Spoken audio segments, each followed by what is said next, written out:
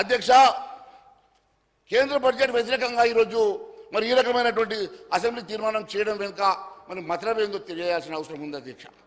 ఈ కాంగ్రెస్ పార్టీ మతలబ్ ఏంది?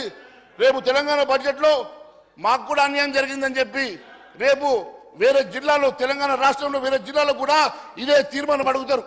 ఏ రకంగా మీరు రేవంత్ రెడ్డి గారి నియోజకవర్గానికి 4,000 కోట్లు ఇచ్చారు, మా నియోజకవర్గం ఎందుకు 4,000 కోట్లు ఇవ్వలేదని చెప్పి మేము కూడా తీర్మానం అడిగితే పెడతారా?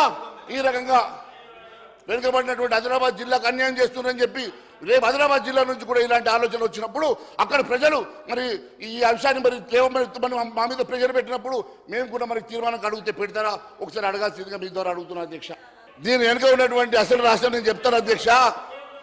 రాహుల్ గాంధీ గారు ప్రజా సమస్యను మర్చిపోయిన అధ్యక్ష. దేశంని మర్చిపోయి హిందువులంటే దేశాన్ని పెంచుకున్నాడు అధ్యక్ష. హిందువులకు వ్యతిరేకంగా మన స్టేట్మెంట్ ఇచ్చిండు అధ్యక్ష. ఇచ్చాడు ఆన్ రికార్డ్ మాట్లాడుతున్నాను అధ్యక్ష.